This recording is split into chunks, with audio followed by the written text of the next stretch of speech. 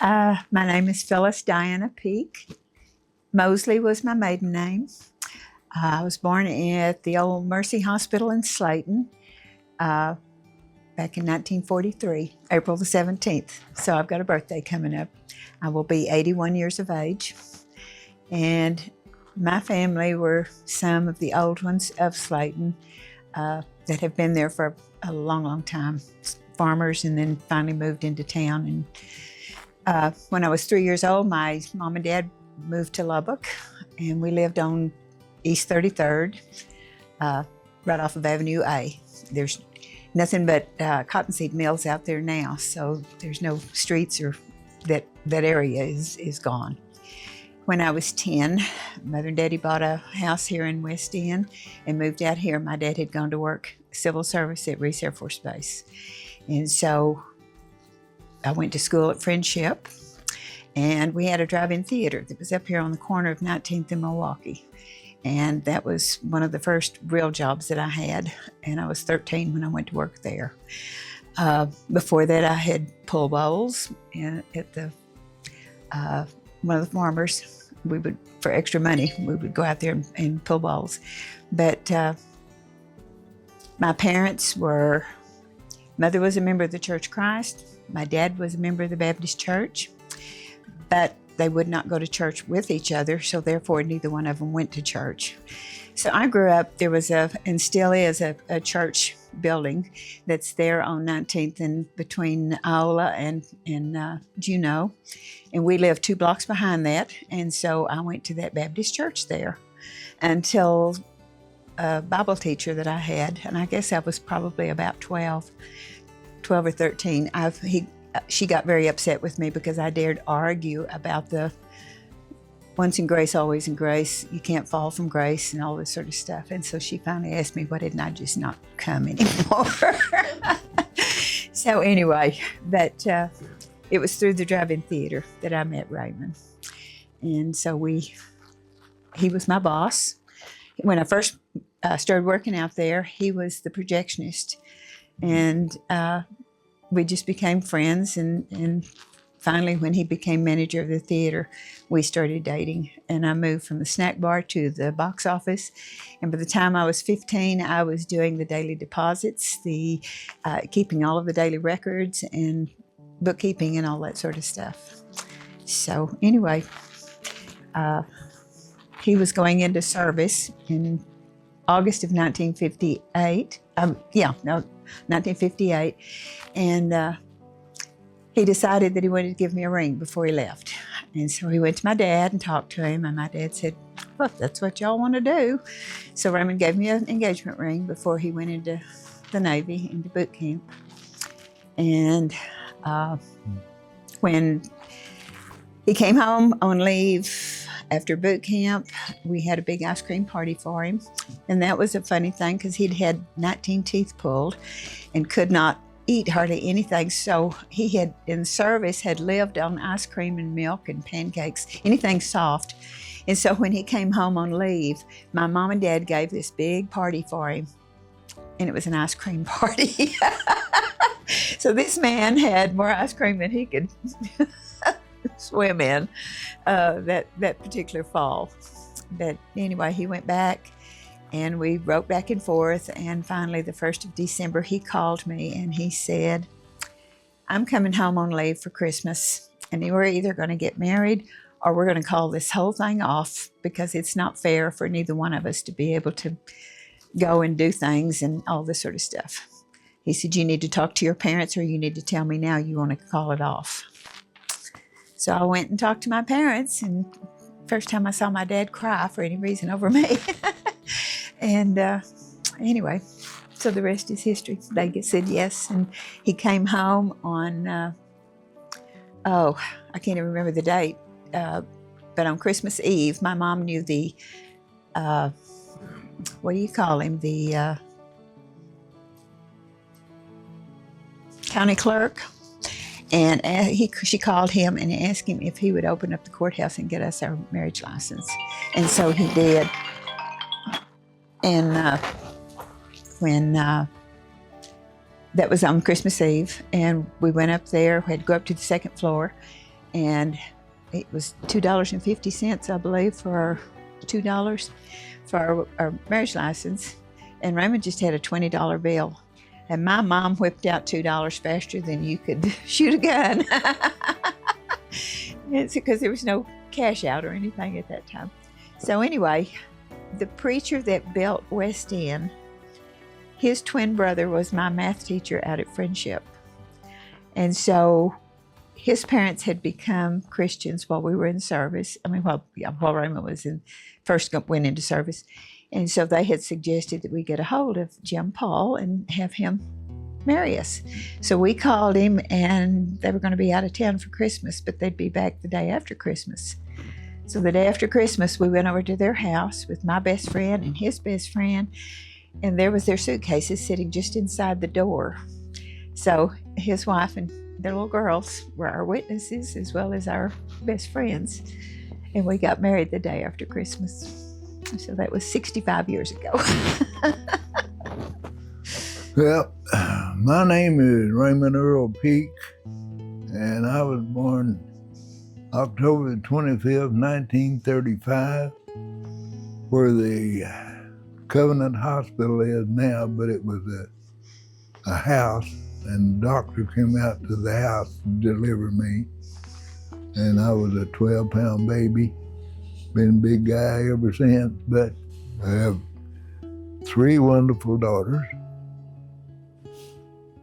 7 wonderful grandchildren, and 10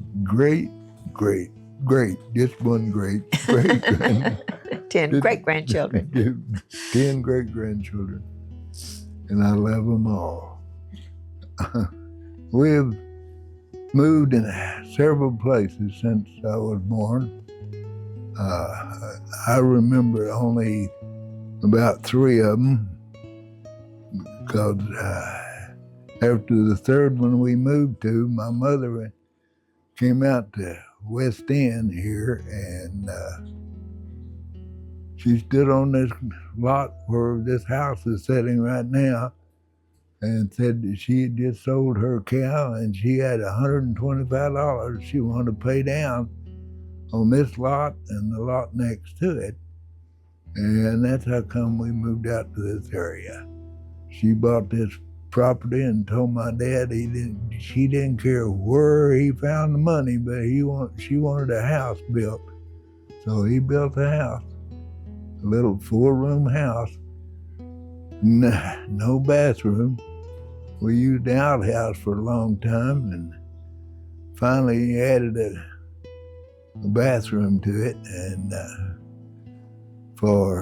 was in 1947, and in 1949 they were building the theater down at 19th and University, or 19th and Milwaukee, not University. I was thinking about one of the places we lived, it was on University. But anyway, he got a hold of some money and built this house, and since 1947 was out the time that I've been away from it, we've always lived in this house. We came back in 1994 and bought it and remodeled it, and it's been another 30 years in this place, and this will be the last place I'll go. I'm not moving anywhere else. But anyway, she pretty well told everything that when she was working for me at the theater, and she was 13 at the time, and my dad came down there one day and he said, "That's gonna be my daughter-in-law." I said, you gotta be kidding, she's only 13. Well, due to circumstances that happened, we wound up going together, and we eventually figured out we were in love with one another, and we got engaged, and I told her, that's what I told her, like she said, when I come back on Christmas Eve that year, 1958, I told her, we'll either get married or else. we'll call it all off. And so we did get married. And she stayed at home. I went back to the school I was in, which was in Norman, Oklahoma, and I got transferred to Millington, Tennessee to an electronics store there, electronics school. And that was when they was teaching vacuum tube theory. If anybody ever knew about a vacuum tube in anything. But anyway, she stayed at home and took a course in cosmetology. And anyway, I think we got kind of lonesome for each other, and her parents brought her to me in Millington, and I'd rented a big old house there. It was 3 sections, 3 different families could live in that house. Our side was the whole one side. The other 2 were 2 it was, 2 little old apartments. And we all shared the same bathroom, so every time you went to take a bath, you'd take some Comet and a scrub brush and clean up the tub so you could take a bath. And we were all 3 in the Navy, and all 3 going to school, so we took turns of getting ready. And Diane would wash my uniforms and hang them outside on the line, and we had some mulberry bushes out there. Mulberry trees. And the birds liked them mulberries. So every once in a while she'd have to wash my whites over again. But we made it through school and started back to Lubbock in this old Ford that we'd bought. And it was a good old Ford. It run, but that's all I could say about it. It run. We had 5 blowouts coming to Lubbock. And it was great. Out in the middle of Arkansas, where all the mosquitoes were. And they liked to eat both of us up. They ate more of her than they did me, but we finally made it to Lubbock, and my father-in-law couldn't hardly stand it, so he decided he'd work on that old Ford for me, and he went down and bought me 2 new tires, so I wound up, I didn't have any more blowouts, but on the way to California, we had a generator go out on us. And my father-in-law had worked on that generator, but apparently it was wore out anyway. But anyway, her mother decided to go with us because her grandmother lived out there in California. So we went in that old Ford. It was called the business coupe. There was no back seat in it, so all 3 of us rode in the front seat, and we drove at night because the thing didn't have no air conditioner. So we stopped over in, what town was it? I don't remember what town it was. But anyway, we spent the day, and then we took off toward California at night. And the further along I drove, the dimmer my lights on the car got. And turned out that it was the generator went out. Well, it just so happened at Yuma, Arizona, we saw a gas station that had a mechanic on duty at night. Can you imagine? Anyway. And this was in between towns. This was out in the middle of the desert. Yeah. But anyway, we pulled in there, and her mother had a credit card for that station, and the guy wanted, I think, $35 to for a new generator for me, and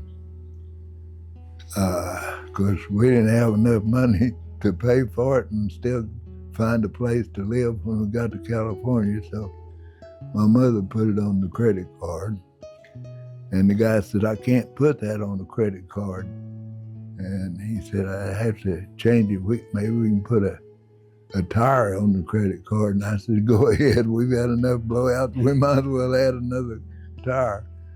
But anyway, we got on out to California and got us a place to live. And then we were there for a couple of years, and then they transferred me from Coronado Island, which was North Island Naval Air Station, to Ream Field, which is a helicopter squadron. And In Imperial Beach. that was in Imperial Beach. That's 10 miles down the Strand from Coronado Island. And we were there for some time, and then I guess we had to back up to get any other, but anyway, I'll leave that out. He said, well, we were in Ream Field, or what was the name of that town? Imperial Beach. Well, the Imperial Beach is what they call it. And we had some people come to the house, wanted to talk to us about the church. And her grandmother had lived with us for about 6 weeks, and I studied with her. She was a Christian, and I studied the Bible with her a little bit, but it never clicked, I guess. Anyway, when we were in Imperial Beach, we had some people call and wanted to have some cottage meetings with us, and then invited us to church. And the church was in a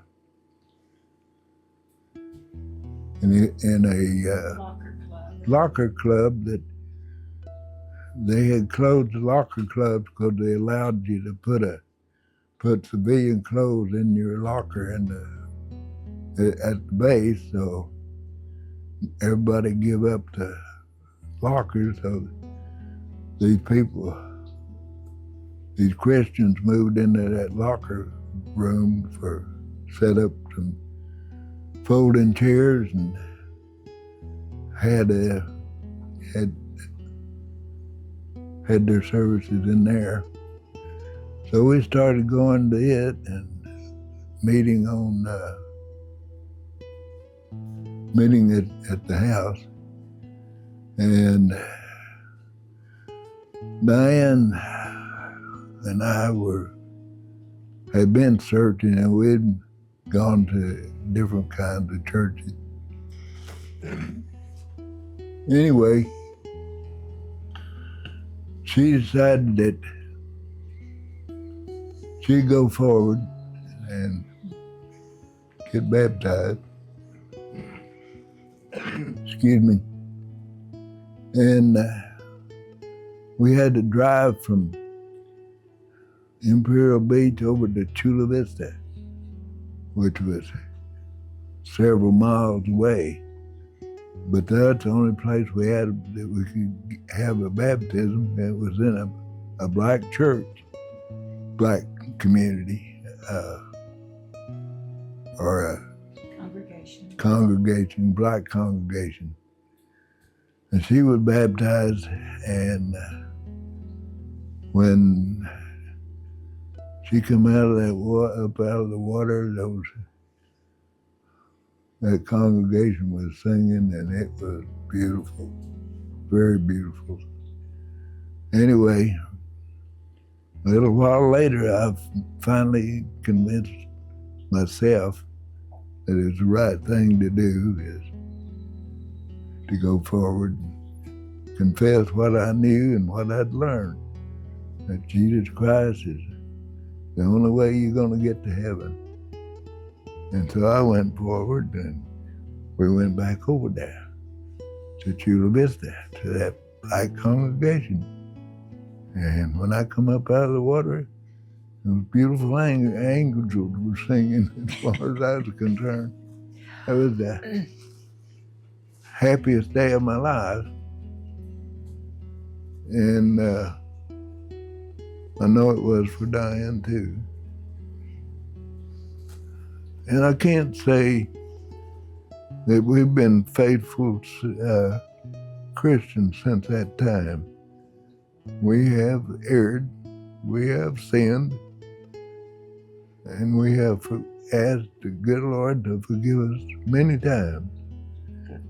And since we come back to Lubbock, we haven't missed a time unless we were sick or out of town, which is not very often.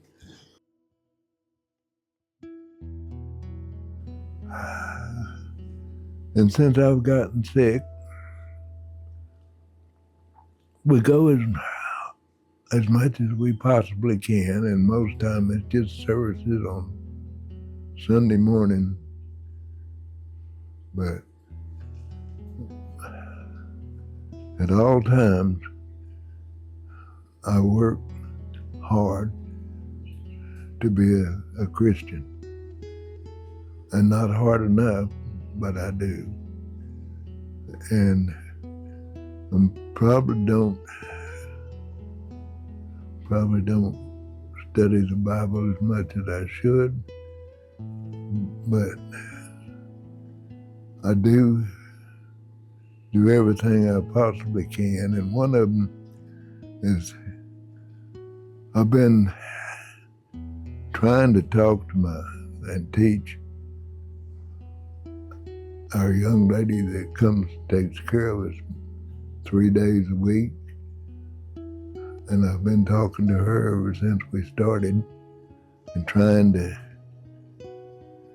tell her that the church that Christ built is His. It's not the building, it's the people in it.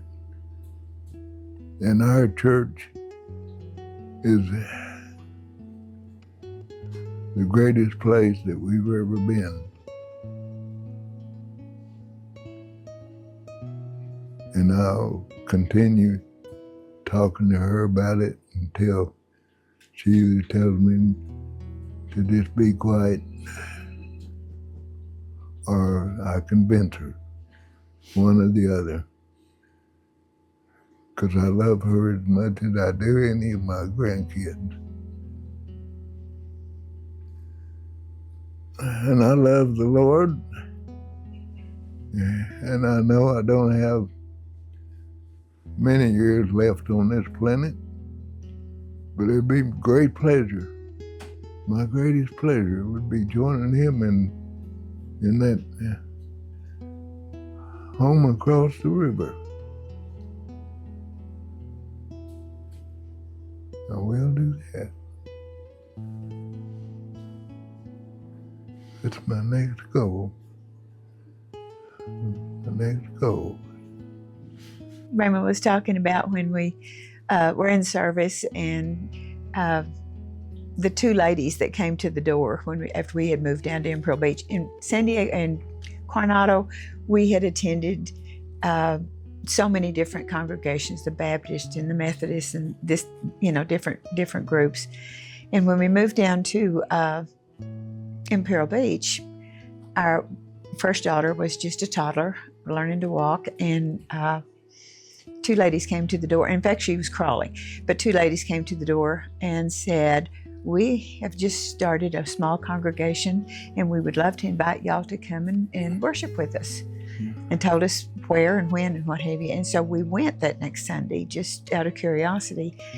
And it was a locker club, and it was folding chairs. It was a storefront with the big glass windows in the front. And it had the folding chairs, but it had the columns in there. And so you would have to sit like this, depending on where you were sitting, to see the preacher was a first class petty officer.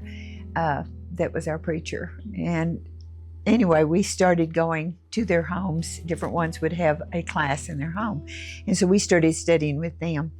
And in July, we found out that my grandmother had cancer and was not long for this world. And the apartment that she was living in, the people that had bought the house that had the apartment attached wanted to turn the apartment into an office. And so they had asked her to find another place to live. And her two sons were married with beautiful homes, but they felt that it wasn't fair to their wives to invite her to come and live with them. So they were going to find her another apartment. And Raymond said, "No, go find us a house big enough that your grandmother can live with us." And so we did. We found a house, and it was on the bay overlooking San Diego. So it was a beautiful spot. Grandmother moved in with us just about the time Pam started walking. So it was the 1st of August, and she was with us until the middle of December when we finally had to put her in a nursing home. She had cancer in her lymph nodes and was just literally dying. And when that fall, I had become a Christian during the summer. Raymond was he just didn't know what he wanted to do. And so my grandmother's sister had come to visit, and the two of them started sitting down with Raymond and talking and explaining and using the Bible to guide him. And one Sunday he said, I was standing there at that invitation song, and I caught myself thinking, why am I making excuses? Why am I making excuses to not go forward? And so he went forward and was baptized. And so grandmother, thank goodness for her influence and guidance and all that sort of stuff, brought both of us, to the church. His parents were like mine. His dad was a member of the church. His mom was a Baptist, but they wouldn't go together because they didn't believe in each other's churches. And so he had never gone to church anywhere growing up. So this was a whole new world for us too. But it was so amazing when you finally see the whole picture of what the church is, the kingdom of God, and how it, like I said, it just is so clear when you sit down and piece it all together. The Lord, I think that's what the Lord means when he says, study to show yourselves approved. So anyway, but we wound up with, we came back home and bought our first house here in Lubbock, and we had Teresa, our middle daughter. And Raymond had been with J.C. Penney during that time and wasn't getting anywhere. And so a friend of his suggested that he interview with TGNY. And so he sent him over to the guy to talk to and all this, and they hired him and then moved us to Plainview. And that's where our third daughter, Karen, was born. And so we were there for 2 years, and by the time we'd been married 35 years, we had moved 22 times. And so here's an example of how I learned to pack and move very quickly and very efficiently. Here I had in Plainview, I had a 6-month-old baby when the company told Raymond, we're moving you to Amarillo. This was on Friday. They said, Monday, you go up there, you find a house, set up your utilities, and Thursday we'll have a truck there to pick up your stuff and have the utilities turned on Friday. So we went to Amarillo on Monday. We found a house. We got the utilities signed up for and everything. They would come out Friday and turn them on. On Thursday, the truck came to Plainview, and I had everything packed and ready to go. They moved us to Amarillo and Friday we went up there and met the truck, and that was the last thing that got turned on. It was January, and the temperature highest that day was 36. And by the time the gas company came out, it was nearly 5 o'clock. So I would take that baby out to the car to feed her and turn the car on to warm her up because we were so cold in the house. So it was a really, the years that Raymond was in retail management was a very, very enlightening time because we moved so many different places. But as Raymond said, during our years in Amarillo, we fell away from the church and became very worldly and all this. Then we were transferred to Durango, Colorado, and I think that was where the Lord meant for us to be, because we lived 10 miles from town, up in the mountains, in a mobile home, and didn't realize that in order to get TV and all this sort of stuff, you had to be connected to a cable system. So that winter, we became a very close family because there wasn't all these outside distractions. We played games, we visited, we just really got to know each other as a family, you know. And anyway, by the time we came back to Texas, we had started pulling ourselves back to the church and what have you. So from Durango, Colorado to back to Lubbock, from Lubbock to Slayton, from Slayton to Levelland, from Levelland to San Marcos, and then San Marcos back to Lubbock. We have been married, it'll be 66 years this December 26th. And I want all the young people to understand, in 66 years you have ups and downs, you have roses and you have thorns. And if you don't live through them, you don't give up, you make things work regardless. You're not going to give up on, once you say to God and all the rest of the people that you live with each other until you die, through sickness and through health. And I've been healthy, working, and doing everything I ought to do as a man. Diane has been with me all that time and helping me out. We've had disagreements, but we've always made it up. And now that I'm not able to do what I used to do all the time, Diane has taken over doing a lot of this stuff, and it's hard on her, it's hard on me for seeing that she has to do what I used to do. But we will be together until the good Lord calls us home, regardless, because we took that vow and we'll never change it. Through sickness, through health, until death do us part. And somebody made the comment one time, said, had you ever thought about divorce? And we both had to say, no, we never thought about divorce. Murder? Yes, many times. But, you know, there was no way we were going to just say, okay, that's it. And the one time in all these years, the one time that we came the closest, we sat down and we talked. And I think that's the whole thing, is communication. If you can't communicate, you're lost. So it's a matter of talking, of working things out and respecting each other. We used to say, well, if you're going to divorce, you got to take the kids.